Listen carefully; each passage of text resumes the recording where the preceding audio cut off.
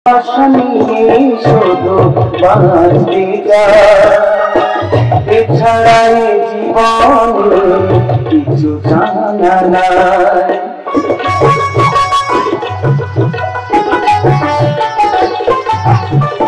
ভালোবাসা নিয়ে শুধু বাঁচতে এছাড়াই জীবনে কিছু জানা নাই।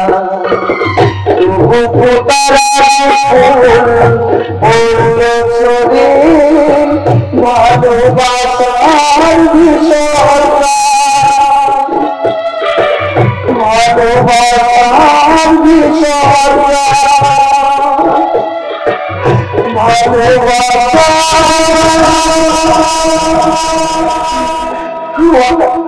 ফিরে নিয়ে এসে বছরটাকে আমার সঙ্গে থাকবে। প্রচন্ডের যাচ্ছে ফিরে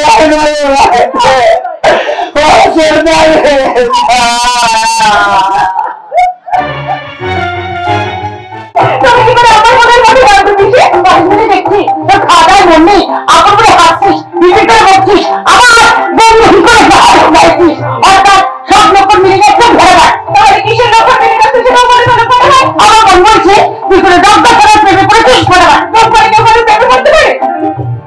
তারপরে বন্ধুত্ব হয়, তারপরে সে বন্ধুত্ব আস্তে আস্তে ভালোবাসায় বদলে যায়। ওসব তো আমাদের সময় হতো, কারণ তখন মানুষের একটা প্রচুর সময় ছিল। আজকাল এই মোবাইলের যুগে ভালোবাসার তো ভালোবাসার না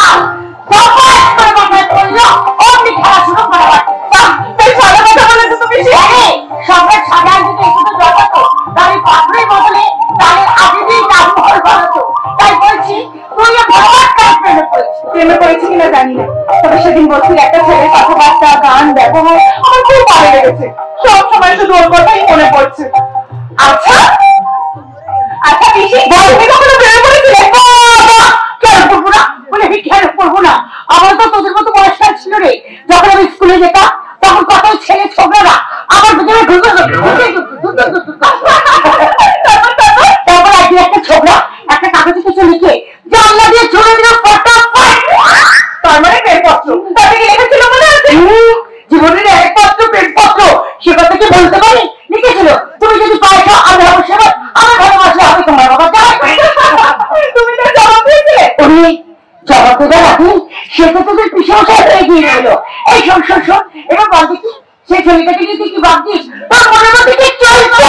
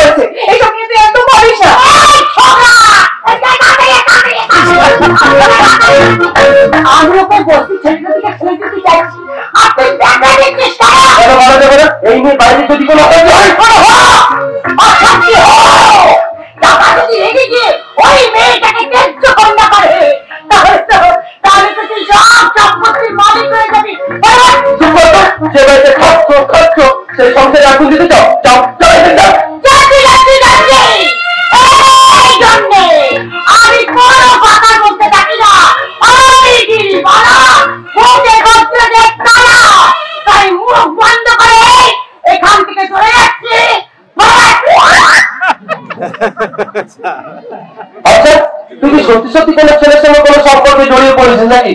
না রে, তবে সেদিন বসছিল একটা ছেলের সঙ্গে আলাপ হলো।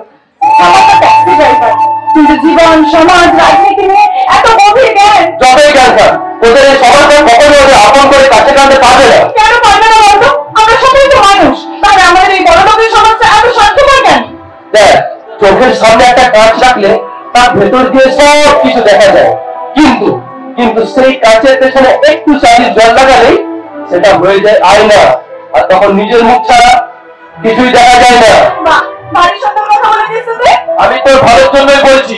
এই মামার যতই ভালো মানুষ হোক, পরিবার বড় লোকের তফাৎটা কোনোদিন অস্বীকার করেনি আর করবেও না কোনোদিন। তার কারণ পরিবার বড় লোক এই দুটো সম্প্রদায় তেল আর জলের মতো, এদেরকে কেউ কোনোদিন মেলাতে পারেনি আর পারবেও না কোনোদিন। খুব ভালো, প্রেসার নর্মাল, কোনো সমস্যা নেই, একদম ফিট। সেটা আমিও জানি। তোমার সকালে সেই জানা কথাগুলো বলে মোটা টাকা কামিয়ে নিচ্ছ। কি করবো? পরিবারটা ঘোরানো হয় না, আর কথায় কথায় ডাক্তার ঘোরা কেনা, কিন্তু তোমাদের মতো বড় লোকেরা একবার ভয় উঠলে ডাক্তার ডাক্তার করে একেবারে পাগল হয়ে ওঠো, আর আমরা ভয় দেখিয়ে পয়সা খাপিয়ে নি। এটা তোমাকে আরো একটা কাজ করতে হবে। কাজ? হ্যাঁ কাজ। কেশব একটা ছেলেকে নিয়ে আসছে ম্যানেজারের কাজের জন্য, তার ইন্টারভিউয়ের সময় তোমাকেও থাকতে হবে। ওকে ড্যাডি, তোমার শরীর ভালো না, এই সময় কেন ইন্টারভিউ যাবে না? আরে বাবা তো অফিসে যাচ্ছে না, তোকে তো বলেছি ভদ্রলোক এখানে নিয়ে আসতে। আমার পাশে আছিস। আরে বাবা যাও, ওখানে খানা পাঠিয়ে দে। ওকে বাবা, যদি ভদ্রলোকের পছন্দ হয় তাহলে আজ থেকে জয়েন করতে বলবেন। আর বলবো না তোমার ওই রিসার্চের কাজ শেষ হতে আর কতদিনই আছে মা? এই তো প্রায় হয়ে এসেছে, তবে এখন মাঝখানে একটু বসতে বসতে করতে হবে। তাতে আমার কোনো আপত্তি নেই, কিন্তু যেখানেই যাবি গাড়ি নেই যাবে, তাহলে আমার কোনো টেনশন থাকবে না। গাড়ি ছাড়া আমি তোকে বাড়ি থেকে বেরোতে দেবো না। তুমি একা কেন পেয়েছো? ম্যানেজারের কাজের জন্য কাকে যেন আনন্দ করেছিলে, সে আসেনি? হ্যাঁ স্যার, আমরা বাইরে বসে রেখেছি। হ্যাঁ, আপনি অনুমতি করলেই ভেতরে নিয়ে আসবো। আরে বলো বলো, আসতে বলো, আমরা তো চলে যাবো। এটা ওকে স্যার। মিস্টার রায়, আপনি ভেতরে আসুন। মিস্টার রায়, আসুন আসুন আসুন। আরে আসুন আসুন মিস্টার রায়। হ্যাঁ sir, mister Roy. Good morning everybody. Good morning. Good morning madam. Good morning. আমি বন্দনা, এই আমার বাবা গৌতম সরকার, এই কোম্পানির মালিক, আর উনি ডক্টর জীবন গুহ। আমি আপনার মতোই একজন কম বয়সী ছেলে খোঁজ করছিলাম। এই নাম আপনার? অসুবিধা, আপনি আমাকে আপনি আপনি বলে বলবেন না, আমি আপনার ছেলের মতো। This is my CV. Thank you. আপনি তুমি এমনিতে খুব ভালো রেজাল্ট করেছো দেখছি। দেখতে বলবো না, সবই আপনাদের আশীর্বাদে স্যার। তোমার বাড়িতে কি কি আছে? তোমার ফ্যামিলি? কেউ নেই, ছোটবেলা থেকেই আমি একা। ছেলেবেলায় মা বাবা মারা গেছেন, আমি ছিলাম তাদের একমাত্র সন্তান। ভাই বোনও কেউ নেই, বিয়ে থাও করিনি। অনেক কষ্ট করে টিউশনি করে ওই লেখাপড়াটাকে চালিয়েছি। হ্যাঁ স্যার, খুব মেধাবী আর পরিশ্রম ছেলে, আমি তো সেই ছোটবেলা থেকে চিনি। আচ্ছা, এই যে দেশ জুড়ে ঘুষ দুর্নীতির খবর পেপারে দেখি, এভাবে আপনার কি মতামত? এটা এটাই তো দেশের উন্নতির সব থেকে বড় কথা ম্যাডাম। সামান্য কিছু টাকার জন্য ন্যায় নীতিকে বিসর্জন দিয়ে দুর্নীতির পথে হাঁটছে সমাজ, আবার কিছু টাকার জন্য ভয়ে ভয়ে পেটে চুরিও বসাচ্ছে। কিন্তু আমার কোম্পানির লাইসেন্স বা পারমিট জোগাড় করার জন্য যদি কোনো সরকারি অফিসারকে ঘুষ দিতে হয়, তখন তুমি কি করবে? মাফ করবেন স্যার, মাফ করবেন। ঘুষ দেওয়া আর ঘুষ নেওয়া দুটোকেই আমি সমান অপরাধ বলে মনে করি। আমি নিজের সততাকে গলা দিবে গুণ করে মেরে কাউকে ঘুষ দিয়ে কোনো কাজ হাসিল করতে পারবো না। তাতে যদি আমার এই চাকরিটা না হয়, সেটা আমি মাথা পেতে নেব। এই দুর্নীতির সঙ্গে কোনো ভিড় অবশ করতে পারবে না বলেই ওরা এখনো ঘরে বেকার হয়ে বসে আছে। আমাদের এখানে সারাদিনটা ট্রান্সপোর্টের কাজ হয়, তাই এই চাকরি করতে গেলে আপনাকে কিন্তু আমাদের গেস্ট হাউসেই থাকতে হবে। সেসব কথা বলে যখন এখানে নিয়ে এসেছি, ও এখানে থাকতে কোনো আপত্তি নেই। হ্যাঁ ম্যাডাম, আমি যদি এখানে এসে দেখি 24 ঘন্টা আপনার সেবা করতে পারবো না, না আপনার কোম্পানি সেবা করতে পারবো না। এটা লিখেছো? তুমি সেদিন বলছিলে না যে মেয়ের বিয়ের পর তুমি একদম একা হয়ে যাবে, ছেলেটিকে দেখো এর বাবা মা ভাই বোন কেউ নেই, কোম্পানির কাজ শেষ দিচ্ছে। বাহ, আপনি তো দেখছি বেশ বুদ্ধিমান। আপনার মতো সুন্দরী মেয়ে সামনে এসে দাঁড়ালে যে কোনো মানুষই বুদ্ধিমান হয়ে উঠবে ম্যাডাম। কোন মহিলাকে অকারণে সুন্দরী বলাটাও কিন্তু তাকে খুশি করা, অর্থাৎ ঘুষ খাওয়ার চেষ্টা। তবুও যেটা সত্যি কথা সেটা তোমাকে বলতেই হবে। সত্যি হলো ওটা তেল মারা কথা। ভুলে যাবেন না, আপনি এখানে চাকরির ইন্টারভিউ দিতে এসেছেন, বিয়ের জন্য মেয়ে দেখতে আসেননি। I am sorry madam. You must be sorry. একটা কথা প্রথমেই জেনে রাখুন, এখানে চাকরি করতে হলে আপনাকে কিন্তু মালিকের মেয়ের রূপের খবর না রেখে এই কোম্পানির লাভ ক্ষতির কথাটাই বেশি ভাবতে হবে। ম্যাডাম অত ভেবে চিন্তে আমি কথাটা বলিনি। এবার থেকে ভাবুন, ঘরে বসে বসে ভাবা প্র্যাকটিস করুন। আকাশের চাঁদ দেখে কেউ কবিতা লেখে, কেউ ভাবে গোল গোল আটার রুটির কথা। এই চাকরিটাও আপনার রুটি রুটি, এই কথাটাই ভাবুন। তাদের ইন্টারভিউ কি শেষ হলো বন্ধুরা? ইয়েস স্যার, আমি ওনাকে যা বলার বলে দিয়েছি। Now you decide yourself. আমার এখন কাজ আছে, বেরোতে হবে। Bye bye everybody. Bye. Sir, আমার মনে হয় হাজার ম্যানেজারকে যে টাকা মাইনে দিতেন মিস্টার রায় তো সেই টাকা দিলেই চলবে। No problem. শোনো সোনাস, ইউ আর সিলেক্টেড। আজ থেকে কাজ শুরু করে দাও। কেশব তোমার থাকার ব্যবস্থা করে কাজকর্ম সব গুছিয়ে দেবে। আমাদের একটু বেরোতে হবে, একটা জরুরি মিটিং আছে। এসো একটা। হ্যাঁ চলো।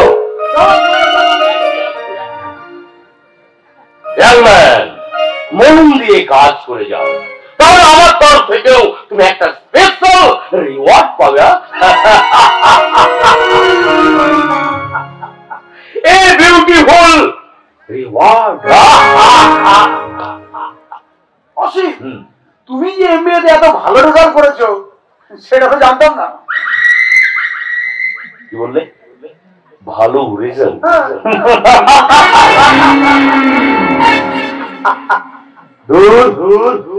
আমি তো পাসই করতে পারিনি। কিন্তু স্যার তো সার্টিফিকেট মার্কশিট সব খুঁটিয়ে দেখলেন। ওগুলো সব জাল। ওই জালি মালগুলোই আমি আমার দাদা বৌদিকে দেখিয়েছিলাম। তাহলে তাহলে আজ থেকে আমাদের ড্রাগস চালানোর ব্যাপারটা শুরু করবে। প্রত্যেকটা লরিতে একটা করে বাক্স দিতে পারলেই দিলে কয়েক লাখ টাকা চলে আসে।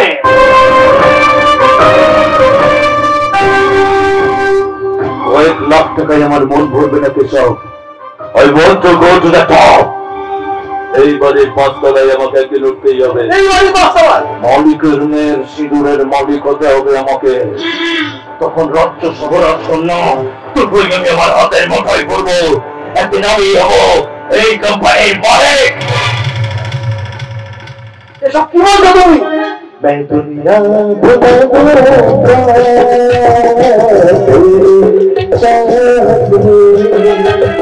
मैं दुनिया भुला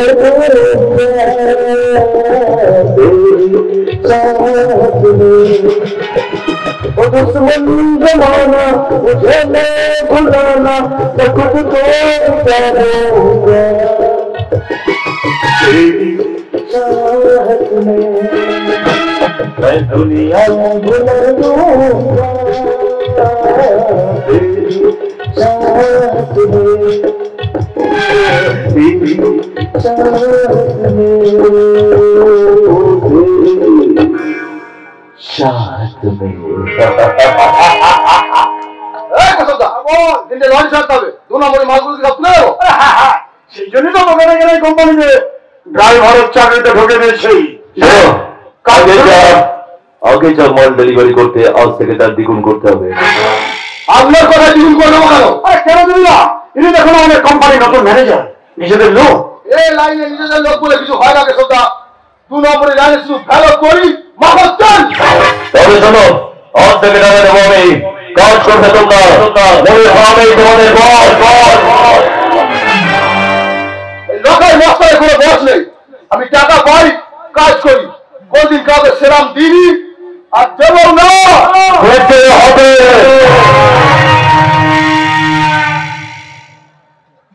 আগের ম্যানেজারকে খুন করেছে বলে আমার সামনে বেশি মাস্তানি দেখিও না। এই মশারি দেখায় না, আর মাথা বিগড়ে গেলে আমার এই পিস্তলটাই জল করা করে দেবে। আমার পিস্তল হচ্ছে আমার এই পেন। এই পেনের চড়ে কাকে কখন ওঠাই, কাকে কখন নামাই কেউ জানে না। তাই আমার সামনে ওই পকেটের পিস্তলটা পকেটে রাখবে। না রাখি কি করবেন আপনি? ভাই নিজেদের মধ্যে ঝামেলা করবি না, তাহলে সবাই মিলে মরবো। কিন্তু আগের ম্যানেজারের কেসটা তুমি যেটা বলছেন, আমি অসীমরা শয়তানি বেঁচে কাঠপানি তুলে খাই। কোন কাজে নবরগে তার ভূত ভবিষ্যৎ বর্তমানে স্বীকার করে বার করি আমি। মনে রেখো, তোমাদের হাতে ওই ম্যানেজার নিরাপদ নন্দীর রক্ত লেগে আছে। এই কথাটাই পুলিশের কানে গেলে তোমাদের গলায় ফাঁসির দড়ি উঠবে। আর আমার কথা মতো কাজ করলে শুধু লাখ নয়, কোটি টাকার খেলা খেলবে তোমরা। আর সেই খেলার ক্যাপ্টেন হবো আমি, এই অসীম। অসীম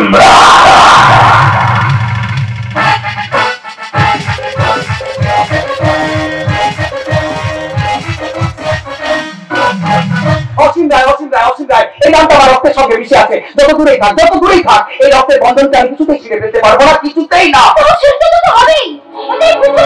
জানি। আর ছেলে শুনে তো আমরা 3 ভাই, সেই নিয়মের ব্যতিক্রম হতে চেয়েছিলাম।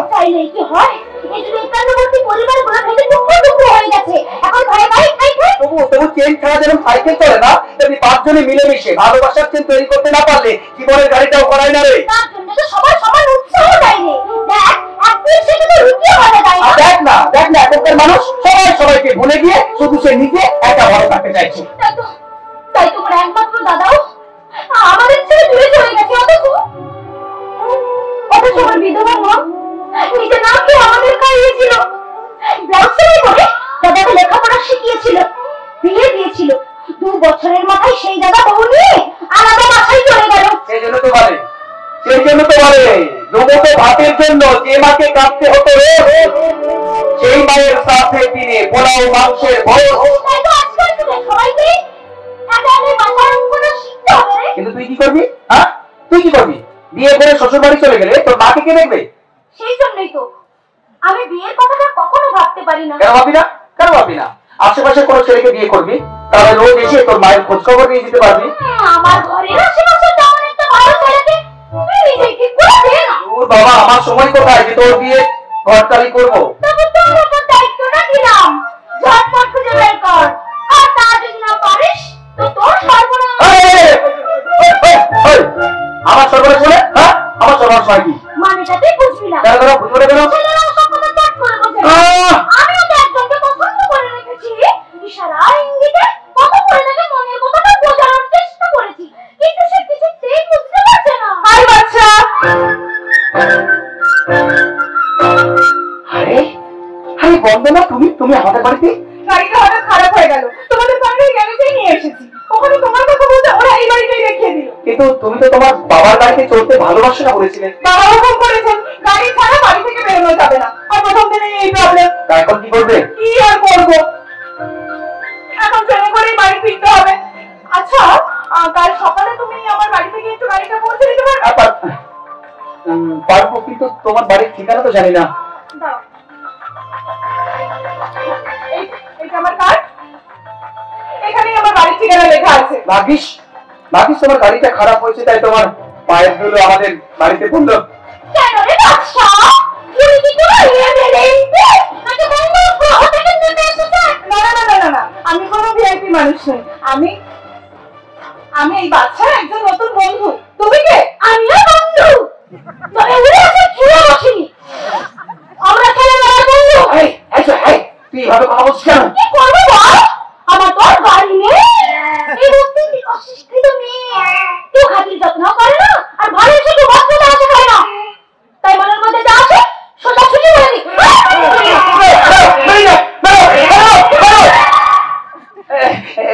তুমি যার কথা কিছু মনে করো না। ওর মাথায় না আমার মতো তো তা না হলে এই পাঁচতলা বাড়ি থেকে নেমে এসে এই বস্তির মানুষের সাথে মিশবো কেন? জানো বন্ধু না, আমার মন বলছিল যে তুমি এক না একদিন আমার কাছে নিশ্চয়ই আসবে। কেন এমন মনে হচ্ছিল কেন? মন যখন খারাপ থাকে আপন জায়গায় বলা কথা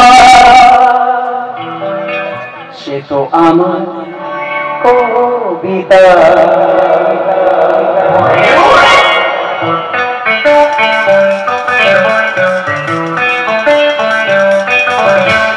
যে কথার শুরু চোখে প্রথম তোমায় দেখে মন চাই তোমায় বলি একবার কাছে দেখে, তবু আজ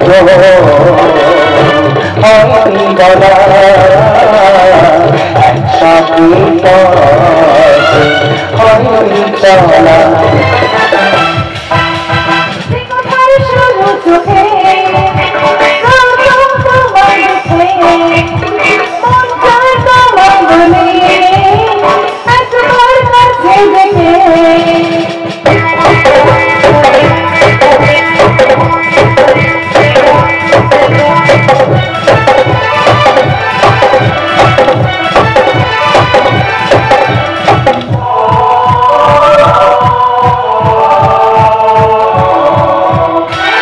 তোমার হাসিতে যেন যাবে আমার কবিতা, তুমি প্রথম কল্পনা।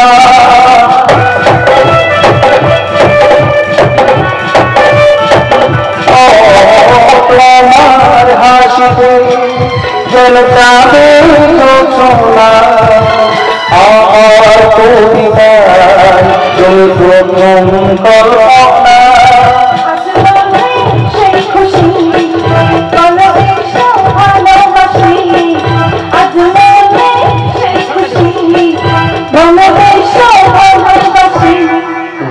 একসাথে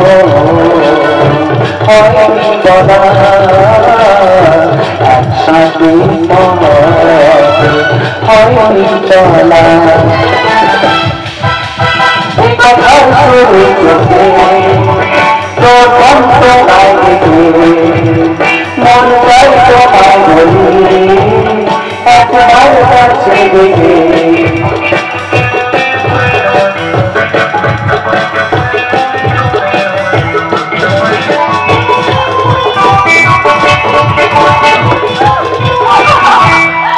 আজ আমি সত্যি ভীষণ খুশি জানো। সেদিন তোমার প্রথম দেখার পর আমি মনে মনে তোমায় খুব ভালোবেসে ফেলেছিলাম। কিন্তু বন্ধনা তোমার আমার মধ্যে যে আকাশ পাতাল তফাৎ। তুমি কোটিপতি মেয়ে। কি হয়েছে? ভালোবাসার মন্দিরে কোটিপতি ভিখারি একাকার হয়ে এক লাইনে বসে প্রসাদ খায়। অসব কথা বলার কথাতে লেখা থাকে, কিন্তু সেখান থেকে জীবনের খাতায় উঠে আসে না ভাই। তোমার সাথে আলাপ করে দিই। হ্যাঁ, এই হলো বন্দনা। হ্যাঁ বন্দনা মানে আমাদের ওই বস্তির বাচ্চাদের জন্য। ও আচ্ছা, তুমি সেই মেয়ে। শুনলাম তুমি কি করে পরে লোকের সামনে সেই পাল্টি দিতে যাচ্ছ। না না বৌদি, চাইলে কি সব হয়? তবে আপনার আশীর্বাদ করে কাছে ডেকে নিলে হয়তো নিশ্চয়ই একদিন পারবো। মহৎ কাজের জন্য মানুষের আশীর্বাদে অবাক হয় না ভাই। সেই আশা নিয়েই আজ আমি চলে যাচ্ছি বৌদি। আবার কবে আসবে?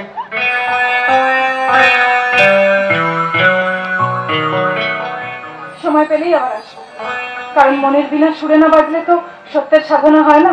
আর আমার জীবনের সেই সুর লুকিয়ে আছে এইখানে। তোমাদের এই ঘরটা আমার কাছে এক পবিত্র তীর্থস্থান। চলি বাচ্চা, কাল দেখা হচ্ছে। এই যে অমর করে কে দেখছো? শোনো, এত বড় লোকের মেয়ে অথচ ওর ব্যাপারে এত অহংকার নেই। বৌদি ও বৌদি, যাদের মধ্যে জ্ঞানের আলো যত কম থাকে না, তবে তাদের কি বলতো অহংকারের আলোটা জ্বালতে হয়। একদম ঠিক কথা বলেছিস। কথায় বলে শূন্য কলসির আওয়াজ বেশি। তুমি এত তাড়াতাড়ি অফিস থেকে ফিরে এলে? মনটা ভালো নেই, তাই হাফ ছুটি নিয়ে অফিস থেকে বেরিয়ে এলাম। মনে রাখলো কি বলো, যে ভাইকে এত স্নেহ ভালোবাসা দিয়ে বড় করে তুললে, সে যদি সব সম্পর্ক ভেঙে দিয়ে চলে যাবে। মদ রক্ত বেরিয়ে গেলে মানুষের মঙ্গল হয়, কিন্তু কিন্তু আজকে আঘাত এসেছে একেবারে অন্য দিক থেকে। আঘাত? কিসের আঘাত বর্দা? কে তোমাকে আঘাত করেছে? ভাগ্য, নিয়তি। অসীমের যে ফাইলটায় আমি সেদিন সই করিনি, আমার অফিসের চেয়ারম্যান সাহেব অনেক বেশি টাকা নিয়ে সেই ফাইলটায় সই করে দিয়েছে। তাতে দুঃখের কি আছে বর্দা? তুমি তো নিজের আদর্শের সঙ্গে আপোষ করনি। তবু বড় কষ্ট হয় রে। দুঃখ যন্ত্রণা সইতে পারি না, দুঃখ যন্ত্রণা আমি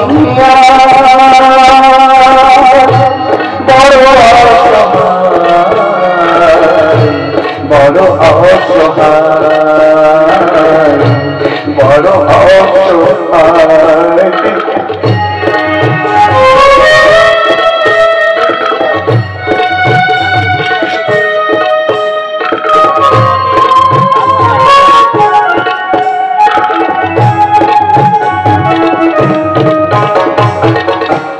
মনের মানুষ ভুল বুঝেছে, আঘাত পেলাম বুকে, ভাবিনি এমন করে লাগাবে সুখে।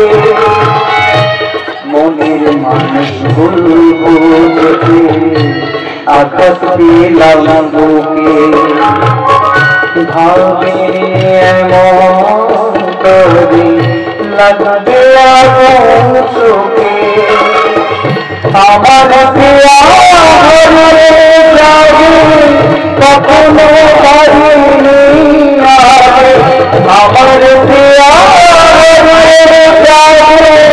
কখনো পারিনি, কাকাতে আঘাতে বুকু বেঁধে যায়, বড় অসহায়,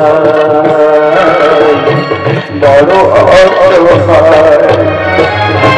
ক্ষমা করে দাও, ক্ষমা করে দাও,